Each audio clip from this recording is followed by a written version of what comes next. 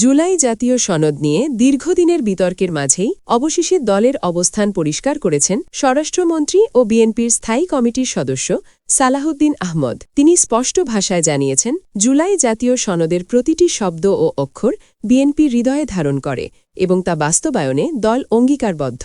মঙ্গলবার supreme court আইনজীবী সমিতি মিলনায়তনে এক আলোচনা সভা ও ইফতার মাহফিলে বক্তব্য দিতে গিয়ে তিনি বলেন, এই সনদ কেবল একটি কাগজের নথি নয়, এটি একটি রাজনৈতিক সমঝোতার দলিল, যেখানে দেশের অধিকাংশ রাজনৈতিক দল স্বাক্ষর করেছে। তাই এই সনদ নিয়ে নতুন করে কোনো নুক্তা বসানোর সুযোগ নেই। তার ভাষায়, কেউ যদি এতে একমত হন তবে সই করতে হবে, আর যদি আপত্তি থাকে তবে খোলাখুলিভাবে বলতে হবে কেন সই করা হচ্ছে না। তিনি আরও বলেন, অনেকেই এখন সমালোচনা করছেন, অথচ নির্বাচনের পর সুবিধা বুঝে অনেকেই শর্ত সাপেক্ষে এই সনদে স্বাক্ষর করেছিলেন। কিন্তু বিএনপি পরিষ্কারভাবে বিশ্বাস করে, জাতির কাছে দেওয়া প্রতিশ্রুতি থেকে সরে যাওয়ার কোনো সুযোগ নেই।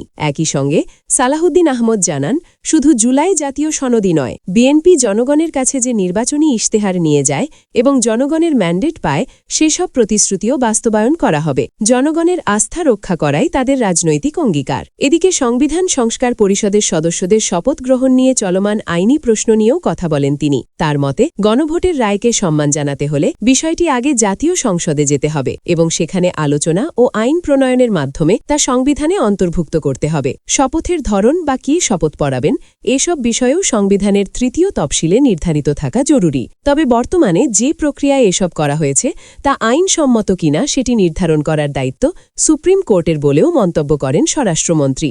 জুলাই জাতীয় সনদ বাস্তবায়ন না হলে রাজপথে আন্দোলনের হুঁশিয়ারি দিয়েছেন এমন সমালোচকদের উদ্দেশ্যে তিনি বলেন, বিএনপি এই সনদ অস্বীকার করে না, বরং জাতির সামনে দেওয়া অঙ্গীকার রক্ষা করতে দল দৃঢ় প্রতিজ্ঞ।